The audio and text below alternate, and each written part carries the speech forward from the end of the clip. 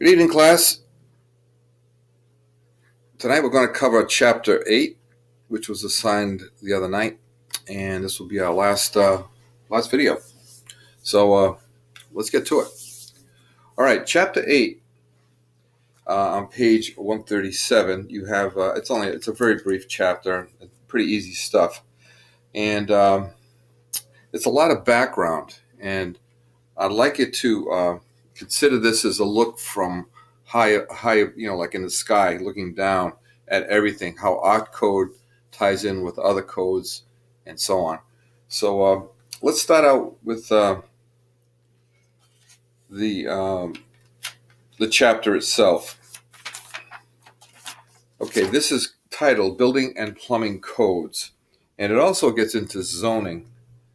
So let's go right to the questions, and then I'll go back and we'll explain a little bit.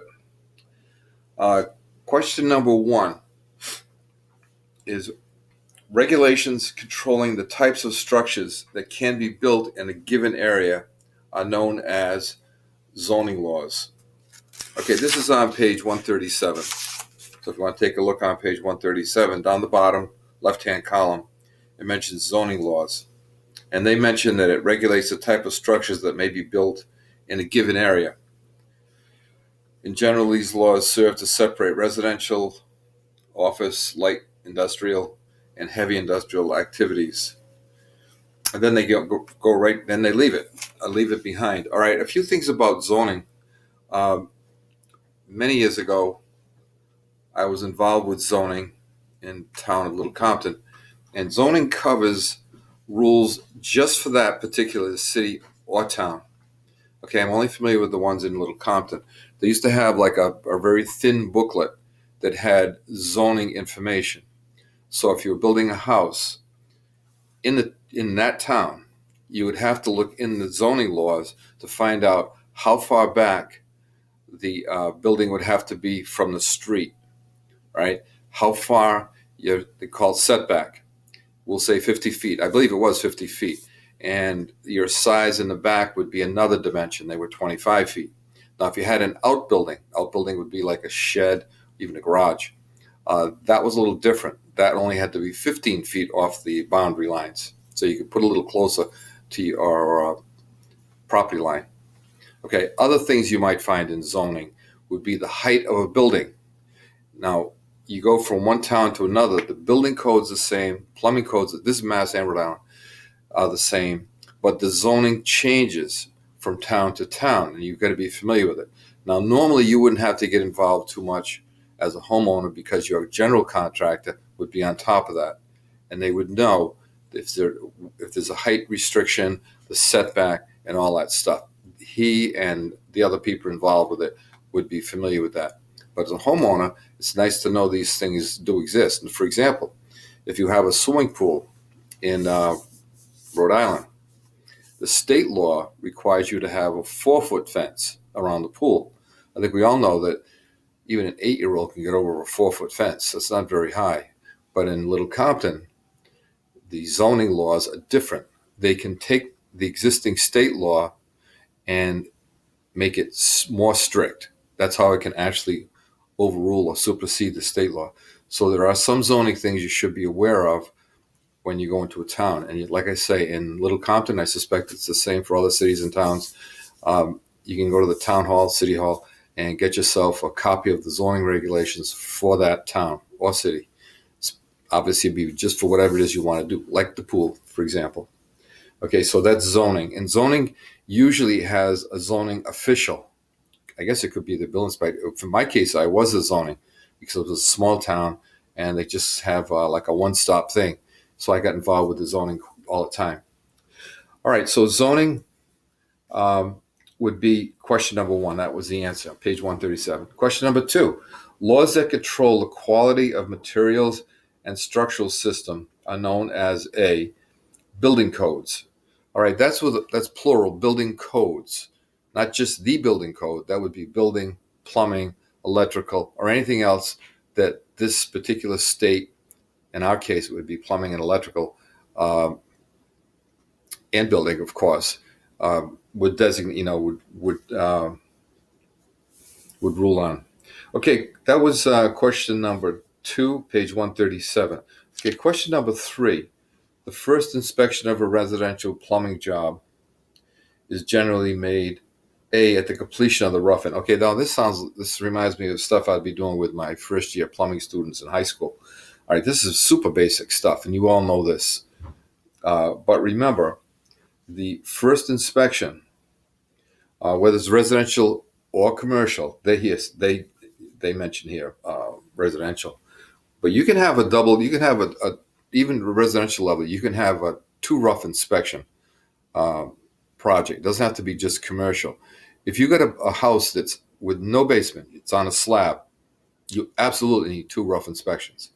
The first one would be everything that's going to be covered up, and you're going to put a 10-foot a piece of pipe up, usually like a piece of 2-inch PVC if it's residential, or cast iron, no hub if it's commercial.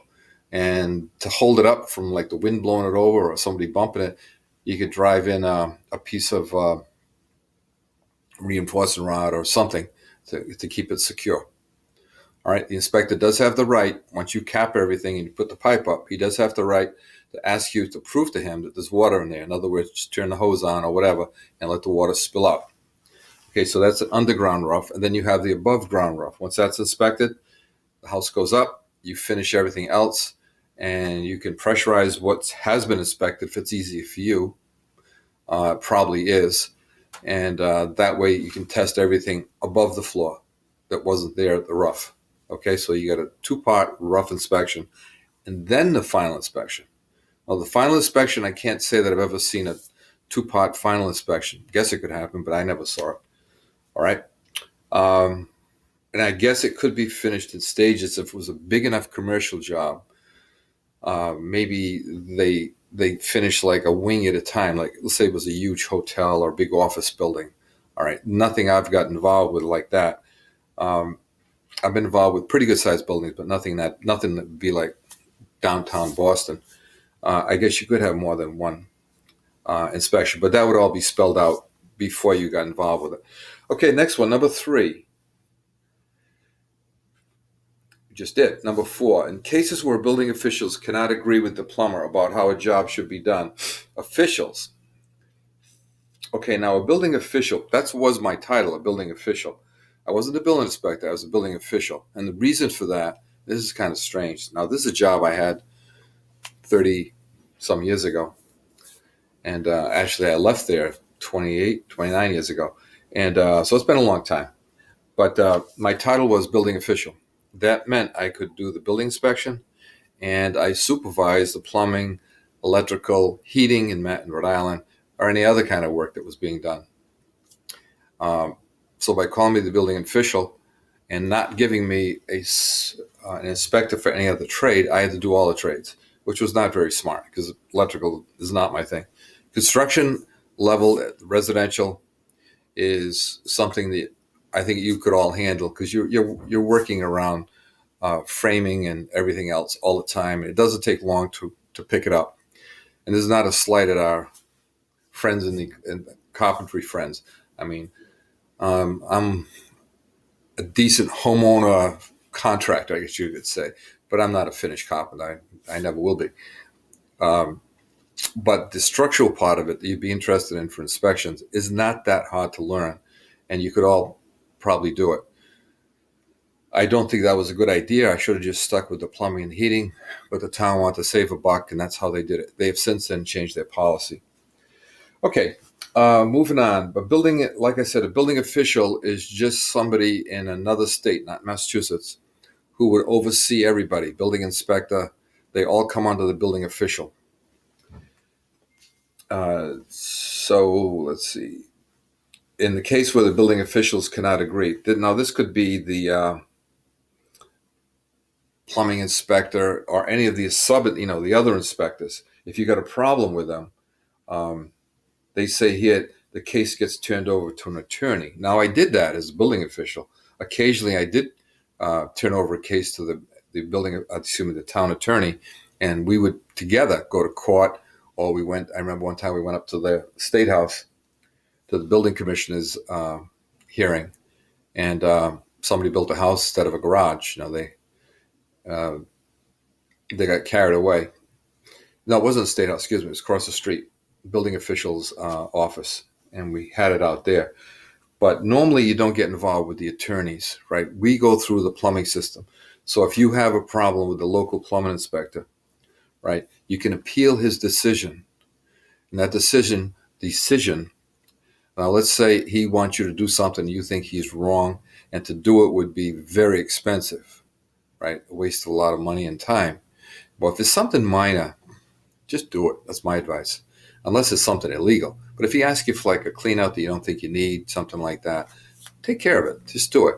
I did that once, and might have been, it was a 3-inch copper end clean. No, it was a end clean out, I think it was, on a 45, which I didn't need. But he asked me politely to do it. I said, sure. I'm sure glad I did, because later in that job, all hell broke loose with the contractor that did the heating. He did the hot air heating. And what I didn't realize at that time, this was in New Bedford, commercial building, small commercial building, was that if you have a plumbing permit out for like water heaters and so on, and a hot air guy does some fancy excuse me, I think my friend Spam is calling again. It is Mr. Spam. Sorry about that. You have, let's say, 3 water heaters, and they need some kind of fancy header to get them into the chimney. Well, that was the situation, so he took care of it, no problem. It looked pretty good. What I didn't understand is once he touched it, I kind of owned everything that he did. And I get out of it, and I was lucky, right, because I was the one that had the permit out. Like I said, I took care of the inspector. I should say I took care of him. I just put the clean out in, and he thanked me for doing it. So I was on his good side. That doesn't hurt. So unless it's something that's going to be very costly, just do it.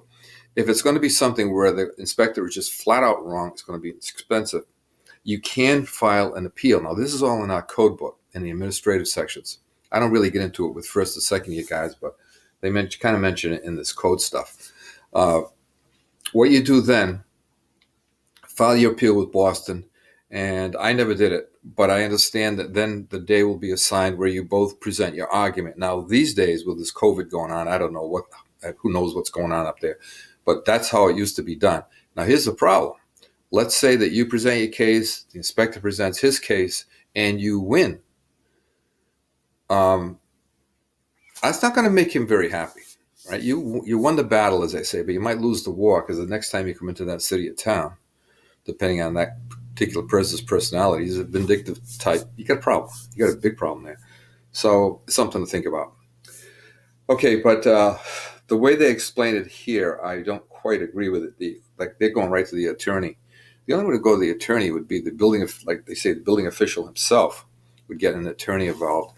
As a local inspector, you would probably see your boss, who sometimes is like the building. I think in Mass, it's the building inspector. I think oversees the plumbing and the heating and so on. Not so much the heating, but the plumbing and the electrical. Okay, that would vary from town to town. Okay, number 5.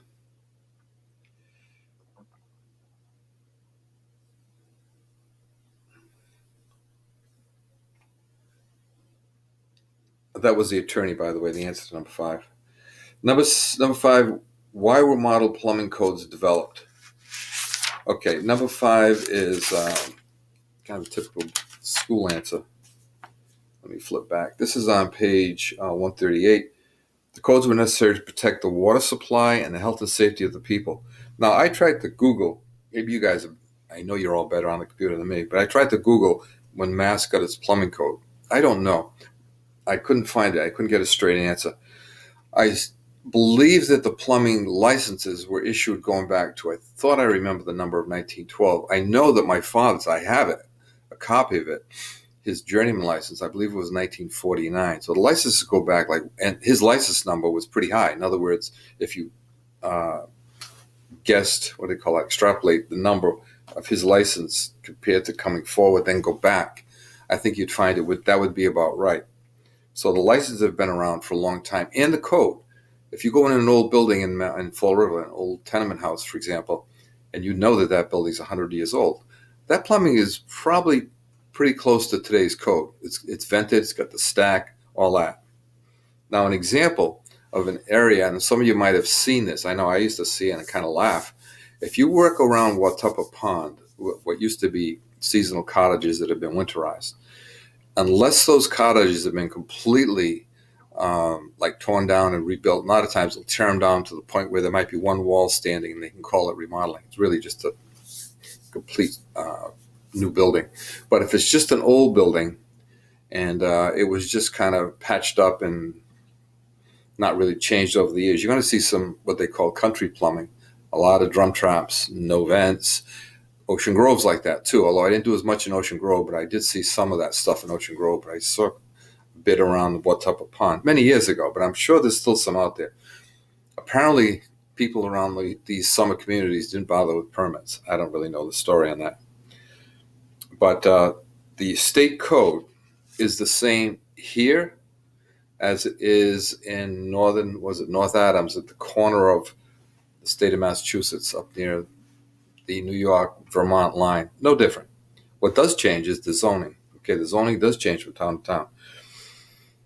Okay, so number 5 was necessary to protect the water supply and the health and safety of the people.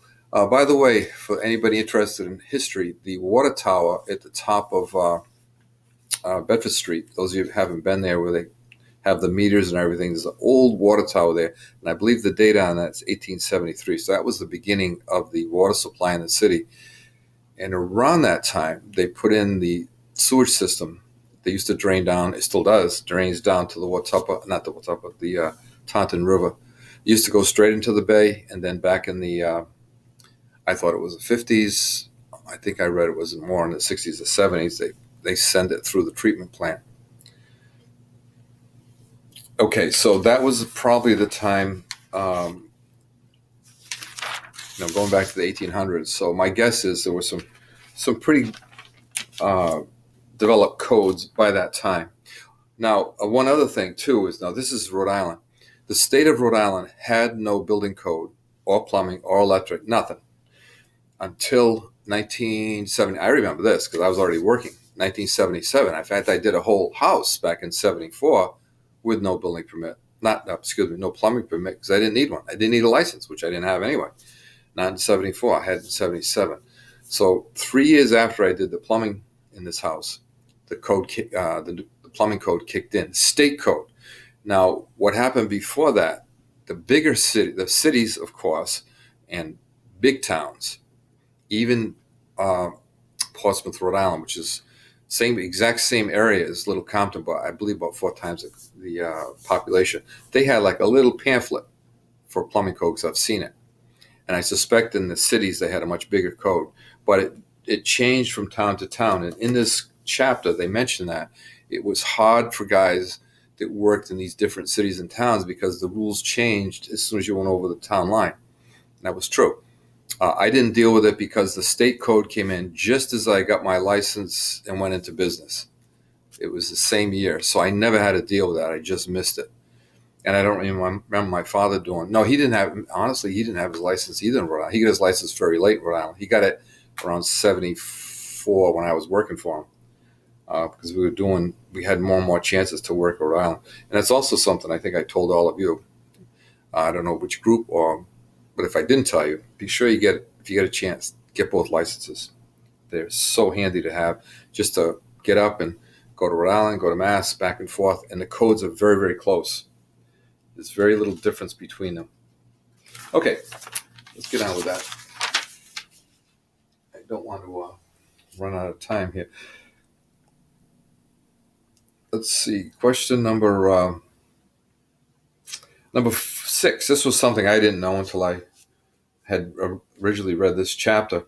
The first model code to gain, now this is national recognition, was called the Hoover Code, named after the former president. It was before he became a president. He was involved in quite a few things at the federal level. And they had this national code called the Hoover Code. That was on page 140. Next one, number 7. The International Residential Code for 1 and 2 family dwellings was developed by And this also is on page 140.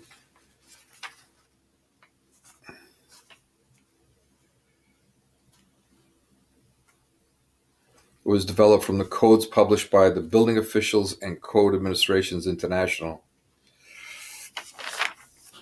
Okay, now, in a building code, most of the time you guys are not going to need a building code. About the only time I remember using the building code at all was to look up structural integrity. You know, like in our plumbing code, it says to maintain good structural standards. They're very vague, and there's only a few, not even a full sentence, about good workmanship and not, structural integrity. I think they use that phrase. But if you want to know more about the size of the holes you can drill in like a 2x10, you can drill up to 1/3 the height of the beam, and it has to be on the ends. I know we went over this one night in class. Don't forget that. It's almost impossible to maintain those standards, but you better know your inspector, because some inspectors, especially you go out of town, and some inspectors, they're strange guys. And if you hear the term, when you work in my town, beware. All right, he's probably got his own set of rules for you, because you're coming and taking work away from the local boys. And if it's a slow time in the trade, you might not be at all happy figuring that you're just like stealing work, where you're probably at a town, we'll say 50 miles from here, because it happened to me more than once. When your contractor, your guy or your guys who you work with all the time need a favor, their mother or a relative or somebody they can't get out of, you just off you go to some town you would never work in normally. It happened to me a number of times.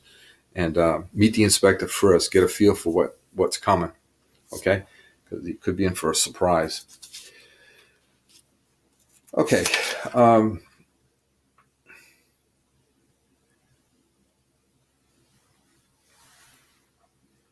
Identify 3 groups of people who have an interest in the plumbing code development. This was number 8. And 3 groups of people. This could be the 3 groups of people interested in developing a plumbing code. I didn't write that one down. I apologize for that. Okay, let's skip over that one. Okay, my guess is, you got the general public, contractors, anybody be involved with the code itself. Number 9, the International Residential Code was developed for 1 and 2 family dwellings. Okay, now I do remember this now. When I was an inspector, I had the building code in Rhode Island. I did have a smaller book. Now I think of it, that was much handier, because for a town like Little Compton, it has almost no industrial commercial construction. In fact, it doesn't have any. A few buildings that are, like a restaurant. It's just like an oversized house. It was so much easier to use a 1 and 2 family building code book. So if you guys are ever looking at the code books, that 1 and 2 family was a really handy book. Haven't thought about that in years, but I used to use it a lot. It was like in addition to the big building code that had everything, that would have all the stuff from the 1 and 2 family, but you had to like go through a lot of commercial stuff to get to it. Okay, number 10, the plumber must install components that are approved by C, the local building code, local plumbing code. The building code doesn't touch our code. Anything to do with plumbing, they just refer you to the plumbing code. So anytime you want to know about plumbing components, parts, another name for parts, you deal with our code. That's page 142. Number 11, a well-written plumbing code generally contains information about, and this one's kind of a no-brainer, quality of materials. Our code does spell that out, even though we don't have anything to do with it. If you're a manufacturer and you come up with, as they say, the new mousetrap, some new material that's better than PVC and cheaper, you would submit it for review, and there are companies that would test it. And I think like on a piece of PVC, you'll see it stamped ASN, ANSI, and so on. I believe that refers to the testing agency. And in our book, it's got pages that are in there for what I don't know, because we don't get involved in the testing. But all of this stuff would have to be tested by like a disinterested third-party company that had no interest in the success of the material that's being tested. And then the state would review the test, the board would review the test, or hire its own experts, and then it's in the code or it's not. Perfect example of this, PEX tubing. PEX came around 25 years ago. I remember doing night school, and my partner in night school had got somebody to give a class on PEX tubing. And this tubing took years and years. They had a house that was done in PEX tubing, and they kept monitoring the house and how's it doing, all that. And you guys use PEX. Stuff is good. It's good stuff. You install it correctly, it's fine. And I remember the class that I heard that this is actually a salesperson putting on a presentation in our plumbing class, my plumbing class. And actually, he did plumbing. I was doing heating that year because this was Rhode Island. And we put our classes together, and the guy that gave the presentation said that they're estimating that PEX tubing would last about 500 years. Right? They could not wear this stuff out in a laboratory, which is pretty impressive because I've seen copper wear out in 10 years in a laundromat. And in typical residential use, my father's house went from 1949, and when we sold it a few years ago, it was paper thin. So it will go pretty much a lifetime, but it does wear out. As PEX, no, PEX won't. So you want to any PEX that you're putting in, don't worry about it. Let's see. Number 12, which of the following is not likely to be included in the plumbing code? And they have in there letter B, minimum distance of buildings from the street. Okay, that's setback. That's zoning. Like I said, I was the zoning guy in Little Compton, so I know all about that. And that's the only thing in there that's got nothing to do with the plumbing. And it's a kind of an easy one. Okay, the rest are real plumbing questions. And they're all, in our code. But zoning like that is only in a zoning booklet or a book or wherever they keep their zoning rules for each city and town. They obviously can be changed randomly, like whenever they feel like it. They realize they got a problem. Now, what happens if you violate zoning? Excuse me a second. We got a few more minutes. Let's say you violate a zoning. You want to build a house that's higher than what's allowed. Now, if you built a house on a hill like this, like tilted, it'd be right in the center. So on one side, we'll say it was 30 foot, which it was in Little Compton. One side, it's 5 feet, 35 feet high on the low side. And on the high side, it's 25 feet. So it's an average of 30. That's okay. But if you go considerably over, the town can make you take it down. Now, when we took people to court, we won both times that I went to court once and we went to the state once. And both times we had such a strong case. They lost. But here's the deal. Neither the court in Newport nor the building commissioner's office has the authority to enforce it, right? They can't take legal action. They're not going to. They're going to leave it up to the city or town to take action.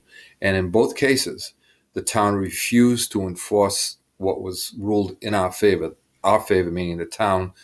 I was representing the town with the town attorney at both times. And as a result, the people got away with it. So if you got enough nerve, I hate to even say this, you can get away with a lot. Now, here's where it doesn't work out. One last story. There was an area in Little Compton where you bought into it was called Chase Farm. And it was what they call a gated community, like one way in, one way out. And if you buy anything in there, by piece of land, you got to build a house. Has to be no log cabins. They are very restrictive. Some condos in particular, because I lived in a condo, are like this. No yard sales, no funny colors, no this, that, and the other. Anyway, 20-foot height restriction. That's it, 20 feet.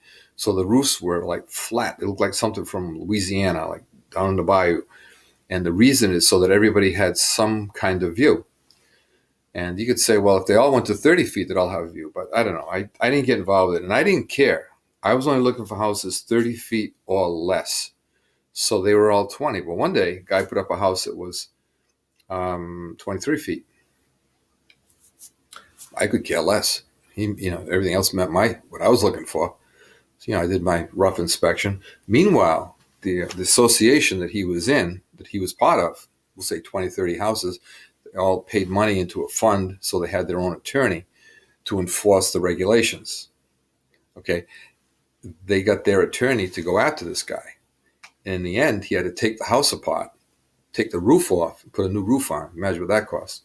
So if you buy into one of those associations and you think you're going to just go your own way, no. That's all what happened. It had nothing to do with the town. And, whether it was 20 feet or 30 feet, I didn't care. Okay, anyway, that was an old war story. Obtain a copy of the plumbing code. You all should have one. And talk to a local plumbing inspector.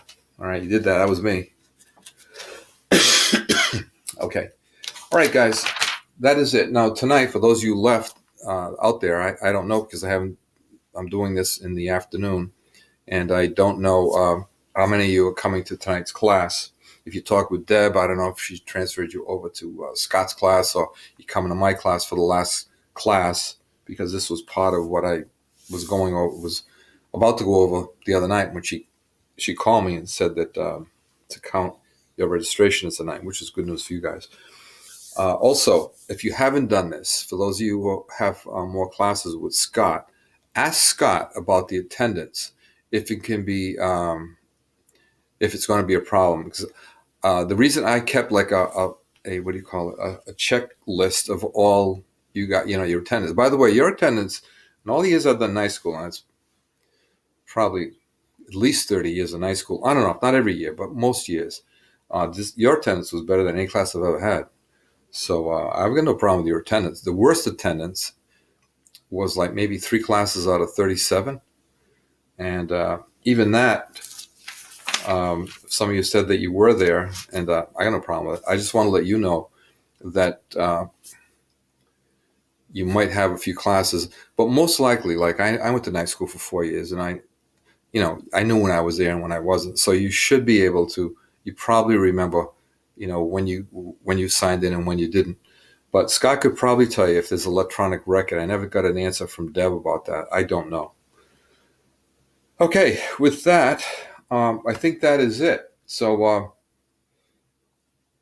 good luck, and those of you from Tier 1, maybe I'll see you at Tier 2 if I come back next year, and you come back next year into the school.